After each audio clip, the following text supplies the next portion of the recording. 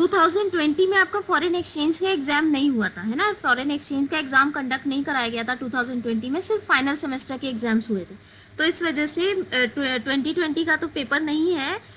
मैंने सेट करके कहीं पे रखा था पर मुझे मिला नहीं है, अगर मिलेगा तो मैं सेंड कर दूंगी, गूगल क्लासरूम पर मैं पोस्ट कर दूंगी। फिलहाल मेरे पास 2018 और 19 का क्वेश्चन पेपर है, जो कि मैंने आपके ही सीनियर्स से अरेंज किया है, और कुछ उन्होंने गलतियां भी की हैं इसमें, कुछ क्वेश्चंस को स्किप करके मुझे दिया है, पर जितने दिए हैं हम उतने ही देख लेते हैं फिलहाल। ठीक है, देखिए इसमें क्या है, आपका जो एमसीक्यूज का पहला क्वेश्चन है वो क्या है, foreign currency exchange risk can be hedged by, है ना, हेज्ड इन।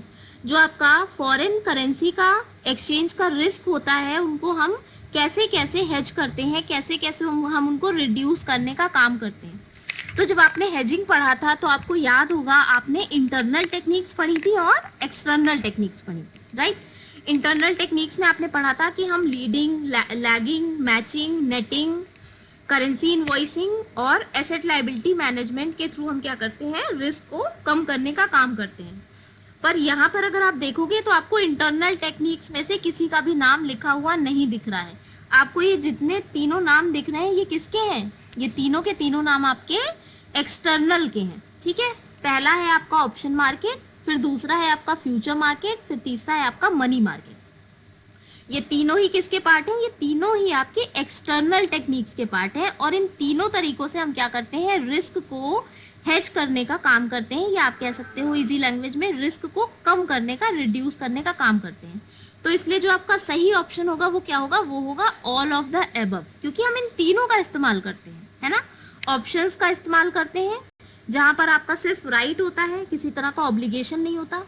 फ्यूचर का इस्तेमाल करते हैं जहां पर सब कुछ आपका स्टैंडर्डाइज्ड होता है, और मनी मार्केट का इस्तेमाल करते हैं जहां पर हम मनी मार्केट इंस्ट्रूमेंट्स का यूज करके रिस्क को कम करने का काम करते हैं।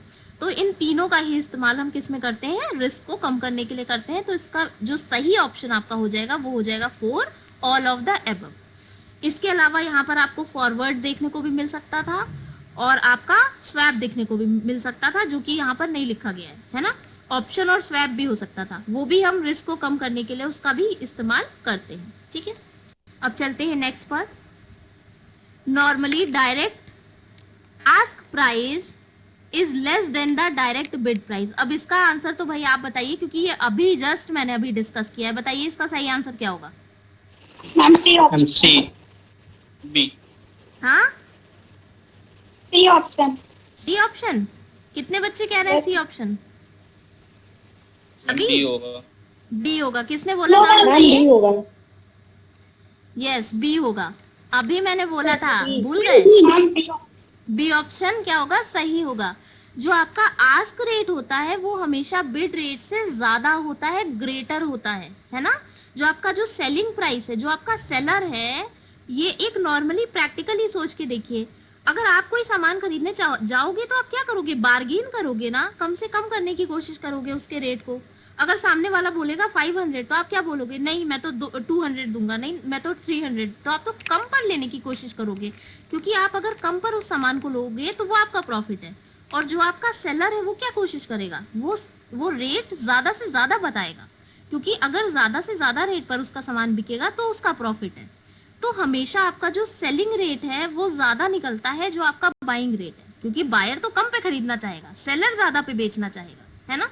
तो जो आपका आस्क प्राइस है वो आपका सेलिंग प्राइस है, और जो आपका सेलिंग प्राइस है वो हमेशा ग्रेटर होता है आपके जो बिड प्राइस होता है उससे। ठीक है, ये क्या है, number of units of domestic currency required to buy 1 unit of a foreign currency is known as the direct rate. ठीक है, फिर नेक्स्ट है आपका, at present Indian government's policy towards foreign investment is liberal.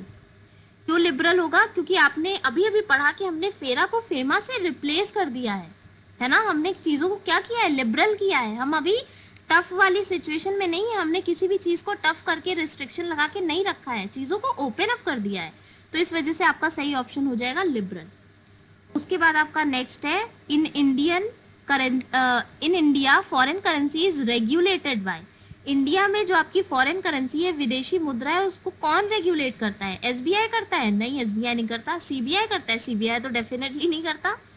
Finance ministry करती है? नहीं, finance ministry भी नहीं करती। कौन करता है? आपका आरबीआई करता है। आरबीआई जो कि आपका कौन है? सेंट्रल बैंक है, जिसे आप क्या कहते हो? Reserve bank of India. ये आपका जो आपका फॉरेन करेंसी है उसको रेगुलेट करने का काम करता है। ठीक है, उसके बाद देखते हैं, एक मिनट रुकिएगा।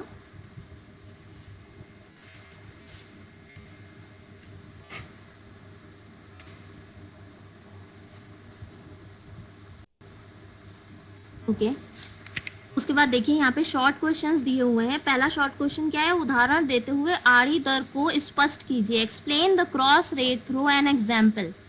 आपको याद होगा अभी हमने कल ही क्रॉस रेट पढ़ा है। क्रॉस रेट क्या होता है? जब हम किन्हीं दो करेंसीज का एक्सचेंज रेट किसी तीसरी करेंसी की हेल्प से निकालते हैं, है ना। जब आपको इंडियन करेंसी को देकर आपको जापानीज येन खरीदना था, पर आपको क्या था? आपको तो इंडियन करेंसी का रेट यूएस डॉलर में पता था और जापानीज येन का रेट भी आपको यूएस डॉलर में पता था। तो आपने क्या किया था? आपने क्रॉस रेट का इस्तेमाल करके आपने यूएस डॉलर को आपस में कट कर दिया था और आपको इंडियन करेंसी और जापानीज येन का रेट पता चल गया था, है ना। एक एग्जांपल और हमने देखा था कल, यूरो और ग्रेट ब्रिटिश पाउंड का, आपको याद होगा, ये एग्जांपल हमने देखा था।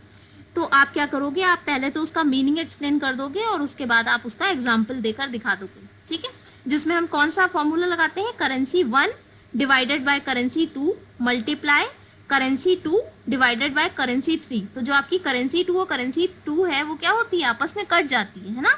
अगर हम 1/2 यहाँ पे लिखें, 1/2 मल्टीप्लाई 2/3, तो क्या होगा? ये 2 और 2 कट जाएगा ना, आपका क्या बचेगा? 1/3 बचेगा। तो इस तरह से हम क्या करते हैं? करेंसी का रेट निकाल लेते हैं। ठीक है, तो ये आपका किस में आएगा? क्रॉस रेट में आएगा। उदाहरण देते हुए आर्बिट्रेज को समझाइए। आर्बिट्रेज क्या होता है? आर्बिट्रेज होता है जब हम किसी एक मार्केट से किसी सामान को खरीदते हैं और किसी दूसरी मार्केट में वो सामान जाके बेचते हैं। और इसका मोटिव क्या होता है? इसका मोटिव होता है प्रॉफिट कमाना।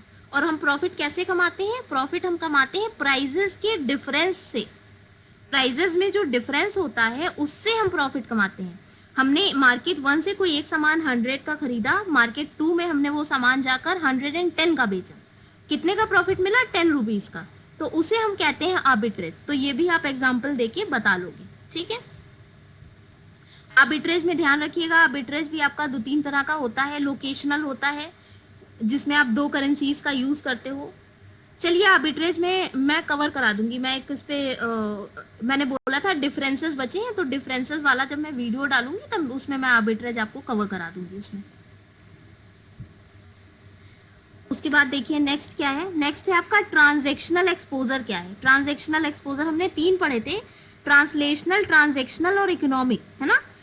ट्रांजैक्शनल आपका होता है जो बाइंग एंड सेलिंग की वजह से आता है। ट्रांजैक्शनल नाम से याद रखिएगा, ट्रांजैक्शन मतलब लेन देन संबंधी, है ना, व्यवहार संबंधी। जब आप करेंसी को खरीदते बेचते हो और उस कंडीशन में जो रिस्क रेज होता है, जो इम्पैक्ट आता है आपका जो बिजनेस चल रहा है, जो भी इंटरप्राइज है, फर्म है, उस पर जो इम्पैक्ट आता है, उसकी प्रॉफिटेबिलिटी पर, उसके जो एसेट्स पे इम्पैक्ट आता है, उसे हम कहते हैं ट्रांजैक्शनल। ट्रांसलेशनल कहते हैं जब हमारे रिकॉर्ड्स में फर्क आता है। रिकॉर्ड्स का मतलब क्या हुआ? आपकी होल्डिंग कंपनी इंडिया में है, उसकी सब्सिडरी कंपनी अमेरिका में है। अब जब अमेरिका से बिजनेस करके वो इंडिया आई तो हो सकता है उसके प्रॉफिट में फ्लक्चुएशन आ जाए। जिस समय उसने अपने रिकॉर्ड मेंटेन करे होंगे, हो सकता है उस समय एक्सचेंज रेट कुछ अलग हो, और जब इंडिया में उसको आकर कैलकुलेट किया जाए तो एक्सचेंज रेट कुछ अलग हो जाए, है ना। तो उसमें चेंजेस आ सकते हैं, तो वो कहलाता है ट्रांसलेशनल। हम क्या कर रहे हैं? ट्रांसलेट कर रहे हैं, रिकॉर्ड को ट्रांसलेट कर रहे हैं, है ना। तो इस वजह से ट्रांसलेशनल। और लास्ट था आपका इकोनॉमिक, जो हमारी इकोनॉमिक कंडीशन को अफेक्ट करता है, तो वो हमारा था इकोनॉमिक, है ना। ओवरऑल इकोनॉमिक कंडीशन पे, इकोनॉमी पे इम्पैक्ट डालता है। यहाँ पर आपसे क्या पूछा गया है? ट्रांजैक्शनल। तो आपको कौन सा वाला बताना है? पहला वाला जो आपने पढ़ा था, जिसमें आपका बाइंग एंड सेलिंग से रिलेटेड जो रिस्क रेज होता है। आपने किसी एक कंट्री से कुछ खरीदा और आपको फिर वो कहीं और बेचना है, और उतने समय में आपका जो एक्सचेंज रेट है उसमें फ्लक्चुएशंस आ गए और आपको लॉस हो गया, है ना। नेक्स्ट देखिए, explain the type of foreign capital flow. Foreign capital flow अभी हमने रिसेंटली पढ़ा है। क्या क्या होता है? एक आपका होता है फॉरेन एड, जिसमें आपका ग्रांट और आपके लोन्स आते हैं, और दूसरा आपका होता है प्राइवेट फॉरेन इन्वेस्टमेंट, जिसमें आपका एफडीआई और एफपीआई आता है ना। और क्योंकि ये शॉर्ट में पूछा गया है तो आप इसको ब्रीफ में लिख सकते हो, है ना, सिर्फ नाम बता देना, उसका जो क्लासिफिकेशन है उसको बहुत डीप में, बहुत इन डेप्थ उसका एक्सप्लेनेशन जरूरी नहीं है। लॉन्ग में आएगा तो फिर आपको पूरा एक्सप्लेनेशन कायदे से देना होगा। नेक्स्ट देखिए क्या है, differentiate between fixed and flexible exchange rate system.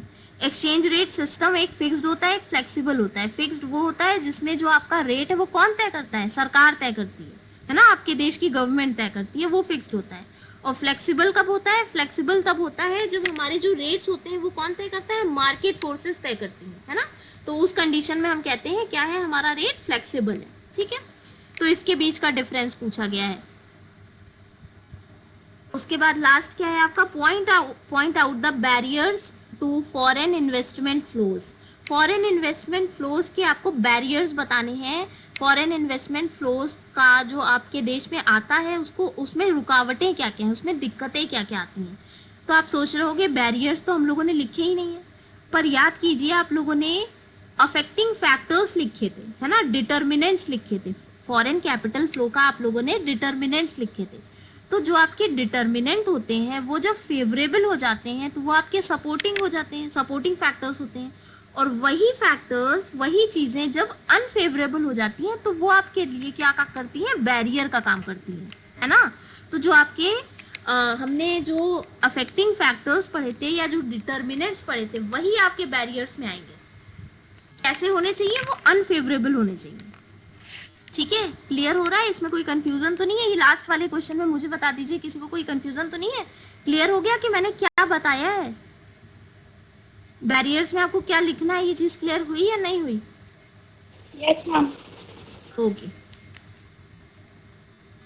जैसे कि आपने अफेक्टिंग फैक्टर्स में टैक्स रेट लिखा है ना, तो बैरियर जब आ जाएगा तो क्या हो जाएगा, हाई टैक्स रेट, है ना। अनफेवरेबल जो फैक्टर है ना उसको थोड़ा सा अनफेवरेबल देखिएगा कि अगर यही फैक्टर अनफेवरेबल हो जाए तो कैसे हो जाएंगे, क्या हो जाएंगे, उसी को बस एक्सप्लेन कर दीजिएगा। और ये जिन्होंने भी मुझे पेपर भेजा है इन्होंने लॉन्ग क्वेश्चन तो भेजे नहीं है, ये आखिरी पेज था, शायद स्कैन करके अटैच करना भूल गए, तो लॉन्ग क्वेश्चन नहीं है इस पेपर के, सिर्फ यहीं तक का पेपर था। ठीक है, अब हम नेक्स्ट पर आते हैं। इसको भी रिवर्स उसमें लगा दिया है, कोई बात नहीं, हम नीचे से पढ़ना स्टार्ट करते हैं। देखिए पहला क्वेश्चन क्या है, और ये मैं बता देती हूँ, ये आपका किस ईयर का है, ये आपका है 2019 का। जो अभी हमने देखा वो कौन सा था, वो 2018 था, और ये आपका 2019 है। 2020 में एग्जाम नहीं हुआ था, याद रखिएगा। देखिए पहला क्या है, पहला है आपका इसमें, who at present is the governor of reserve bank of India. बताइए किसी को पता है प्रेजेंट कंडीशन में कौन गवर्नर है हमारे रिजर्व बैंक ऑफ इंडिया के? शक्तिकांत दास। वेरी गुड, शक्तिकांत दास, है ना। तो सही ऑप्शन क्या हो जाएगा, ऑल्दो इसमें इन्होंने पूरा नाम नहीं दिया, उनका पूरा नाम क्या है, शक्तिकांत दास है, इसमें सिर्फ शक्ति दास लिखा है। ठीक है, तो आपका सही ऑप्शन हो जाएगा सी, शक्तिकांत दास। इसके अलावा आप आरबीआई से रिलेटेड कुछ और चीजें ध्यान रखिएगा। आरबीआई के पहले गवर्नर कौन थे, किसी को ये पता है? नहीं पता है।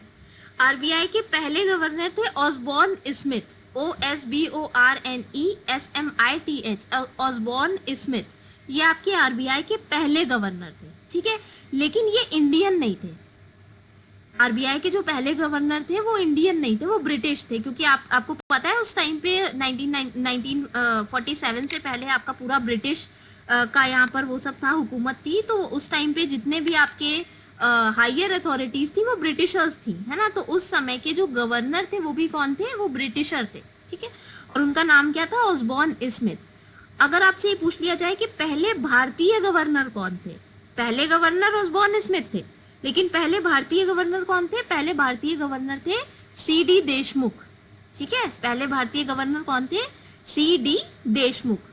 और अगर आपसे पूछ लिया जाए, आरबीआई इंपॉर्टेंट इसलिए हो जाता है फॉरेन एक्सचेंज मैनेजमेंट में, क्योंकि जो आपका फॉरेन एक्सचेंज मैनेजमेंट है उसको रेगुलेट करने का काम करता है आरबीआई, है ना। तो आरबीआई से रिलेटेड जो भी बेसिक फैक्ट्स हैं वो आपके लिए इंपॉर्टेंट हो जाते हैं। तो आरबीआई से रिलेटेड बेसिक फैक्ट क्या क्या हो सकते हैं, पहले तो आपको प्रेजेंट गवर्नर का नाम पता होना चाहिए जो कि है शक्तिकांत दास। पहले गवर्नर का नाम पता होना चाहिए जो कि थे ऑसबॉर्न स्मिथ। पहले भारतीय गवर्नर का नाम पता होना चाहिए जो कि थे आपके CD देशमुख। ठीक, तीन तो ये चीज हो गई, तीन फैक्ट तो ये हो गए आपके। उसके बाद आपको ये पता होना चाहिए कि आरबीआई स्टैब्लिश कब हुआ। तो आरबीआई एस्टैब्लिश कब हुआ था? आरबीआई एस्टैब्लिश हुआ था 1935 में, याद रखिएगा कब हुआ था? 1935 में।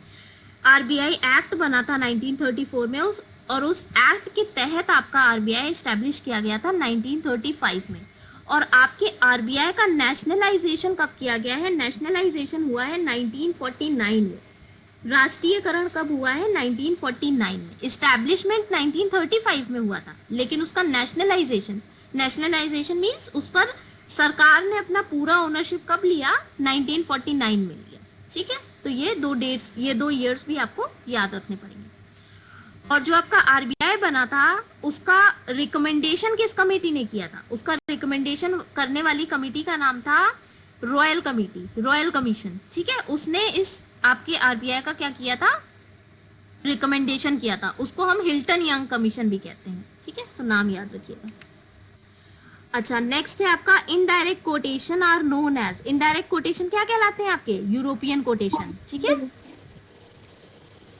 और अमेरिकन कौन से वाले होते हैं? डायरेक्ट।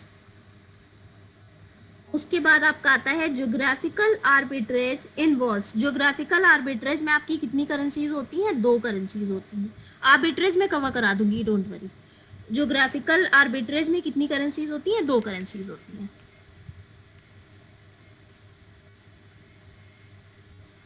ओके, अब हम आते हैं 4th पर, जो कि है what is known as the spread regarding foreign exchange. चलिए इसका आंसर भी आप बताइए। सी। Very good, C. आपका जो आस्क प्राइस और बिड प्राइस होता है, उनके बीच का जो डिफरेंस होता है उसको हम स्प्रेड कहते हैं। तो आस्क प्राइस और बिड प्राइस भी लिखा हो सकता है, बाइंग प्राइस और सेलिंग प्राइस भी लिखा हो सकता है, और जैसे कि यहाँ पे लिखा है सेल प्राइस और परचेज प्राइस, है ना। तीनों का मतलब सेम है, सिर्फ उन्होंने टर्म चेंज करा है। टर्म की वजह से कंफ्यूज मत होना। लास्ट है आपका which is the most popular foreign currency. इसका आंसर भी चलिए आप ही बताइए। Ma'am option B. Very good, option B जो आपका है वो सही होगा। यूएस डॉलर आपकी मोस्टली पॉपुलर करेंसी है। अभी आपने कल क्रॉस रेट में भी पढ़ा था, जितनी भी करेंसीज हैं उनकी वैल्यू आपको किस में देखने को मिलती है? यूएस डॉलर में देखने को मिलती है ना। और इसी वजह से कई बार होता है कि हमें यूएस डॉलर की जरूरत नहीं होती, हमें किसी और करेंसी की जरूरत होती है, तो हम क्या करते हैं? यूएस डॉलर को यूज करके हम क्या करते हैं? क्रॉस रेट निकालते हैं और करेंसी को अपनी कन्वर्ट करते हैं। लॉन्ग, पहले हम शॉर्ट देख लेते हैं। चलिए, शॉर्ट भी इन्होंने पूरी तरह से स्कैन करके नहीं भेजे। चले, जितने भेजे हैं उतने देख लेते हैं। पहला क्या है आपका? डायरेक्ट इनडायरेक्ट कोट के बारे में इन्होंने पूछा है, जो कि आपने अभी कल ही पढ़ा था, है ना। तो ये तो आई थिंक एक्सप्लेन करने की जरूरत नहीं है। क्रॉस रेट भी अभी ये देखिए, क्रॉस रेट आपको दोबारा मिला है। अभी आपने इससे पहले जो पेपर देखा था उसमें भी आपका क्रॉस रेट आया था, और इस पेपर में भी आया है, रिपीट हुआ है। तो ये कुछ क्वेश्चन ऐसे हैं ना जो काफी इंपॉर्टेंट होते हैं, जो हर साल रिपीट होते हैं। ठीक है, उसके बाद देखिए क्या है? Transactional exposure. ट्रांजैक्शनल एक्सपोजर भी अभी आपको याद होगा, 2018 के पेपर में आपने देखा था, ट्रांजैक्शनल एक्सपोजर था। ठीक है, मैं एक्सप्लेन नहीं कर रही हूँ दोबारा से, क्योंकि अभी जस्ट एक्सप्लेन किया है। लास्ट क्या है आपका? Mention the techniques of foreign exchange risk management. कौन कौन सी टेक्निक्स होती हैं आपकी foreign exchange management, risk management की? कुछ होती है इंटरनल, कुछ होती है एक्सटर्नल। और इंटरनल में आपकी कौन कौन सी आती है? लीडिंग, जिसमें हम क्या करते हैं? लीडिंग में क्या करते हैं? याद है किसी को? भूल गए सब? Yes ma'am. लीडिंग में क्या करते हैं बताइए? यस मैम, लीडिंग में पेमेंट को फॉरवर्ड कर देते हैं। हाँ, वेरी गुड। अगर आपको 10 को करना है तो आप क्या कहेंगे? हम 20 को करेंगे पेमेंट, है ना, आगे बढ़ा देते हैं। ठीक है, लीडिंग, लैगिंग, नेटिंग, मैचिंग, है ना। ये मैं सब बहुत एक्सप्लेन नहीं कर रही हूँ, क्योंकि काफी बड़ा कॉन्सेप्ट है। तो ये सारे आपके इंटरनल टेक्निक्स में आते हैं। ये ऑलरेडी हम कवर कर चुके हैं, देख लीजिएगा पुरानी वीडियोस, या फिर आपके पास नोट्स होंगे। तो ये आपकी इंटरनल टेक्निक्स में आते हैं। और एक्सटर्नल में क्या आते हैं? एक्सटर्नल में आपके डेरिवेटिव्स आते हैं। डेरिवेटिव्स और आपकी जितने भी एक्सटर्नल में हमने जितने पढ़े थे, फॉरवर्ड है, फ्यूचर है, ऑप्शन है, स्वैप है, और जो मनी मार्केट है ना, ये सारे आपके किस में आते हैं? ये सब आपके आते हैं एक्सटर्नल में। तो वो दोनों ही यहाँ पे कवर हो जाएंगी। और क्योंकि ये शॉर्ट में है तो आप किस में बताओगे? ब्रीफ में बताओगे, बहुत आपको लॉन्ग में बताने की जरूरत नहीं है। ठीक है, ओके, आगे चलते हैं। Answer any one of the following. अच्छा, ये आ गया आपका लॉन्ग। लॉन्ग में क्या आया है? देखिए, फर्स्ट है आपका विदेशी विनिमय प्रबंध अधिनियम के प्रमुख लक्षणों और प्रावधानों के अद्यतन संशोधनों सहित वर्णन कीजिए, है ना। इसमें क्या इन्होंने पूछा है, इनके सेलियंट फीचर्स और प्रोविजंस पूछे हैं, किसके, फेमा के। फेमा के हमने प्रोविजंस पढ़े थे, आपको याद होगा फेमा में कितने प्रोविजंस है टोटल फेमा में 49 प्रोविजंस है। अब ऑब्वियस सी बात होती है एग्जाम में आप पूरे 49 प्रोविजंस नहीं लिख के आ सकते, तो हमने क्या करा था, हमने कुछ इंपॉर्टेंट प्रोविजंस को पढ़ा था, जो कि करीब प्रोविजन जो आपका सेक्शन था, सेक्शन 1 से सेक्शन 9 तक के प्रोविजन थे, है ना। तो उन्हीं सेक्शन 1 से सेक्शन 9 तक के प्रोविजंस को देख लीजिएगा, वही आपके इंपॉर्टेंट प्रोविजन है, वही इसमें कवर हो जाएंगे। फिर नेक्स्ट देखिए क्या है, discuss in brief various type of foreign capital flow, mention barrier to such flows. अच्छा, यहाँ पे भी इन्होंने क्या करा है, जो आपका 2018 का जो शॉर्ट क्वेश्चन आया था उसको इन्होंने क्या किया है, कंबाइन कर दिया है। उसमें एक क्वेश्चन ये था कि आपको टाइप्स बताने थे और दूसरे में शायद बैरियर्स था, तो इन्होंने क्या करा है, यहाँ पे कंबाइन कर दिया है उसको। आपको टाइप्स भी बताने हैं और बैरियर्स भी बताने हैं। तो टाइप्स में आप क्या क्या बताओगे, आप फॉरेन एड बताओगे, फॉरेन एड को फिर फर्दर बाइफरकेट करके आप उसमें ग्रांट बताओगे, लोन बताओगे, और अपना आप प्राइवेट फॉरेन कैपिटल बताओगे, जिसमें कि आपका क्या आएगा, एफडीआई आएगा और एफपीआई आएगा, है ना। और एफडीआई एफपीआई का भी फिर फर्दर क्लासिफिकेशन हमने करा है। और इसका जो सेकेंड पोर्शन है आपके क्वेश्चन का, जिसमें आपसे बैरियर्स पूछे गए हैं, तो बैरियर्स में आप क्या लिखोगे, जितने आपके डिटर्मिनेंट्स हैं, जो आपने डिटर्मिनेंट पढ़े थे, जैसे कि आपका इंटरेस्ट रेट हो गया, आपका टैक्स रेट हो गया, तो उन सबको आप क्या बताओगे कि ये सब जब अनफेवरेबल होते हैं तो ये हमारे लिए किसका काम करते हैं, ये हमारे लिए बैरियर्स का काम करते हैं, ठीक है। लास्ट क्या है देखिए, लास्ट है आपका discuss in brief chief theories of determination of foreign exchange rate. Foreign exchange rate की जो मुख्य सिद्धांत है, जो मेन थ्योरीज है, उनके बारे में पूछा गया है। तो आपको याद होगा आपने कौन कौन सी थ्योरीज में पढ़ी थी। पहले आपने पढ़ा था इसमें mint parity theory. Mint parity theory कब एप्लीकेबल होती है, जब आपका गोल्ड स्टैंडर्ड होता है। फिर आपने सेकेंड नंबर पे पढ़ी थी purchasing power parity theory. Purchasing power parity theory जब हमारी पेपर करेंसी होती है उस कंडीशन में एप्लीकेबल होती है, तो वो हो गई। और लास्ट में आपने पढ़ा था बैलेंस ऑफ पेमेंट थ्योरी, है ना। तो ये तीनों थ्योरीज को आपको यहाँ पर क्या करना है, ब्रीफ में बताना है तीनों थ्योरीज के बारे में। इस क्वेश्चन में इन्होंने तीनों थ्योरीज को पूछ लिया है। कई बार क्वेश्चन में एक सिंगल थ्योरी भी पूछी जाती है ना, तो इसलिए ये थ्योरीज भी आपको अच्छे से पता होनी चाहिए। तो ये आपके कुछ पिछले 2 साल के क्वेश्चन पेपर्स थे।